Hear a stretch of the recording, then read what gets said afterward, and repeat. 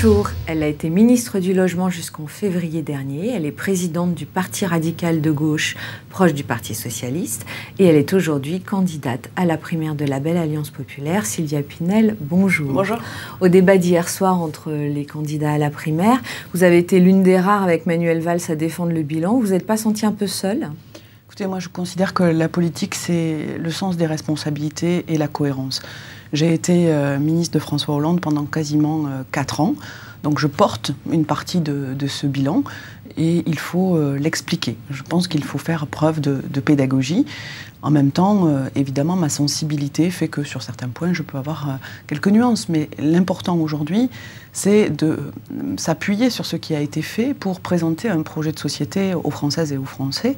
C'est ce que j'ai souhaité faire avec mon parti pour présenter un certain nombre de propositions assez modernes, parfois peu consensuel, mais c'est aussi cela, le débat, et faire avancer mes idées. Vous défendez le bilan, mais quand même, vous voulez supprimer le crédit impôt compétitivité emploi, qui est quand même une des mesures phares de ce quinquennat pour doper la compétitivité des entreprises. Pourquoi ?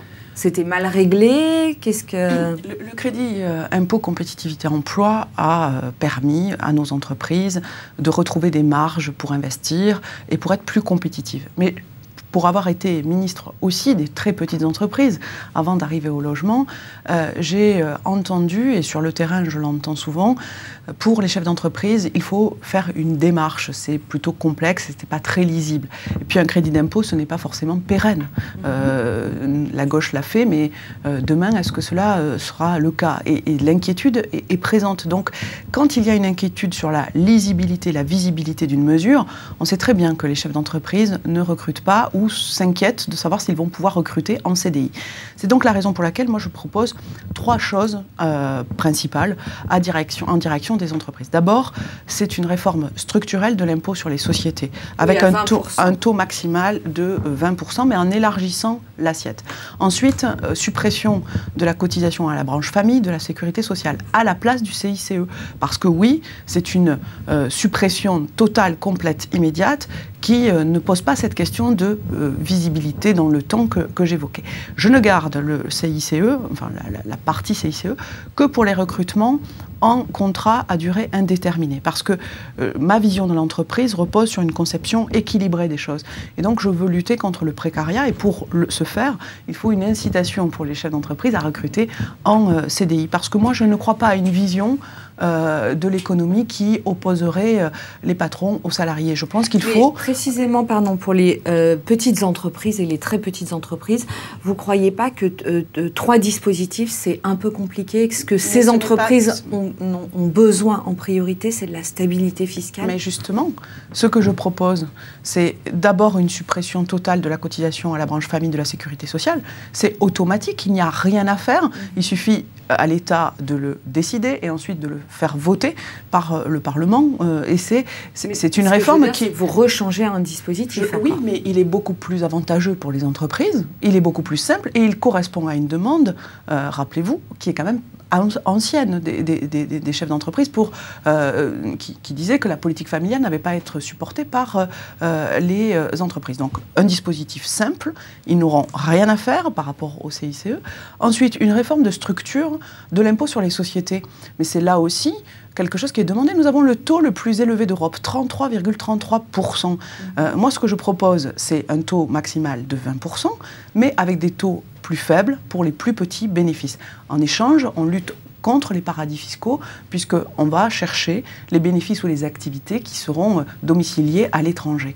Enfin, ce crédit d'impôt pour le CDI, pour les recrutements en CDI, pour éviter le recrutement qui est important aujourd'hui en CDD, mais dans le même temps, et c'est l'important de voir dans tous ces mécanismes, c'est que je souhaite une réforme de la gestion des entreprises, c'est-à-dire une meilleure association des salariés au conseil d'administration et au conseil de surveillance des grandes entreprises, et en même temps, lorsqu'un accord d'entreprise demande un certain nombre d'efforts aux salariés parce que l'entreprise rencontre une passe difficile, des difficultés conjoncturelles, que cet accord d'entreprise prévoit obligatoirement une clause d'intéressement lorsque la situation économique de l'entreprise s'améliore. C'est une amélioration que je veux porter parce que pour que cela marche, il faut qu'il y ait confiance de l'État envers ses entreprises, mais aussi confiance de l'entreprise envers ses salariés. Au fond, vous voulez rééquilibrer la politique pro-entreprise qui a été menée ces dernières années, un petit peu plus dans le sens des salariés?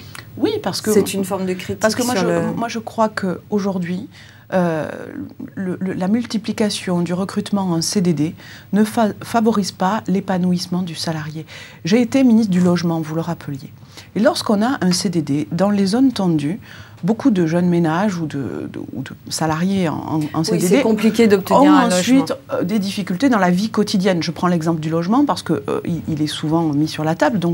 Et le recrutement en CDI permet de concilier une vie professionnelle et une vie familiale. C'est la raison pour laquelle j'y tiens beaucoup, parce qu'on ne peut pas mener une vie professionnelle dans la précarité. Le salarié a le droit à de la stabilité. Je reviens au débat d'hier. On vous a senti un petit peu en retrait au milieu du combat et de la joute verbale entre candidats socialistes. Est-ce que vous avez du mal à trouver votre place dans ce scrutin et dans cette opposition entre candidats? Non, moi je crois pas.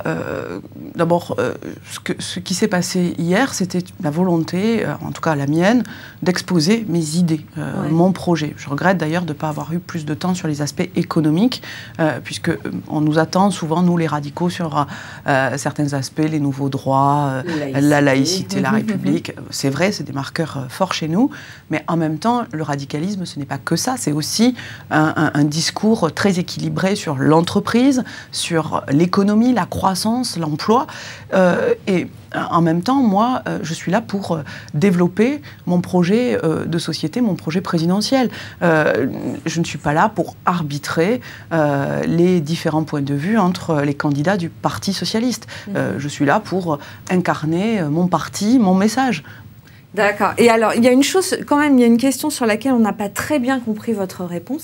C'est qu'à en croire les sondages aujourd'hui, le vainqueur de cette primaire ne serait pas qualifié pour le second tour de la présidentielle, pas plus qu'aucun autre candidat de gauche, mais se situerait derrière Emmanuel Macron et Jean-Luc Mélenchon. La question vous a été posée de savoir si vous gagnez la primaire, et si vous êtes toujours derrière ces deux autres candidats, est-ce qu'il y aura désistement? On n'a pas compris tout à fait votre réponse à vous.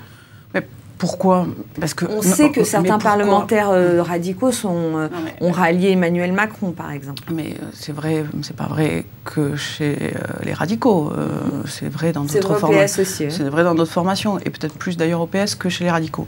Mais moi, ce qui m'intéresse, prenons les choses dans l'ordre quand même. Nous sommes sur un débat, sur une élection primaire.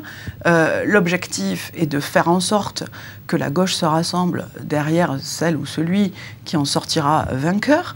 C'est d'abord l'objectif de réussir cette primaire. C'est bien cela l'objectif. Ensuite, moi ce que je dis, c'est que celui qui gagnera, ou celle qui gagnera cette primaire, doit bien sûr essayer de rassembler, bien sûr. Mais il faut être clair sur les conditions du rassemblement. On ne peut pas... une des difficultés du quinquennat qui vient de s'écouler, c'est que, en ayant fait des alliances parfois compliquées, on a bien vu que ça ne permettait pas toujours d'avoir une majorité. Moi, ce que je dis, c'est que s'il y a rassemblement pour gagner, ce que je peux comprendre, il faut que ça se passe sur la base d'un pacte de gouvernement, d'un pacte de majorité qui soit clair. Clair sur ce que nous allons faire, sur des priorités de ce quinquennat. Donc ce que vous voulez dire, c'est qu'alliance éventuellement ou désistement, il peut y avoir, mais il faut qu'elle soit négociée. Elle est conditionnée à un accord de majorité de gouvernement.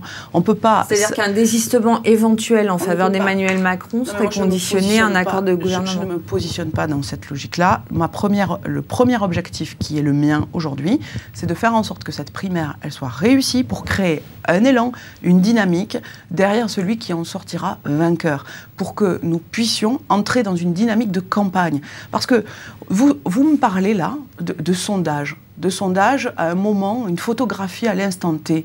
Mais est-ce que quiconque aujourd'hui peut nous dire ce que sera une intention de vote dans un mois, même dans 15 jours. Donc les choses évoluent très vite et on a bien vu quand même dans la période qui vient de s'écouler combien il fallait prendre avec beaucoup de précaution ces sondages. Donc moi je ne fais pas de la politique fiction, je travaille pour cette primaire, je mène ma campagne, j'expose mes idées et puis le reste viendra en temps voulu. Sylvia Pinel, merci. Merci.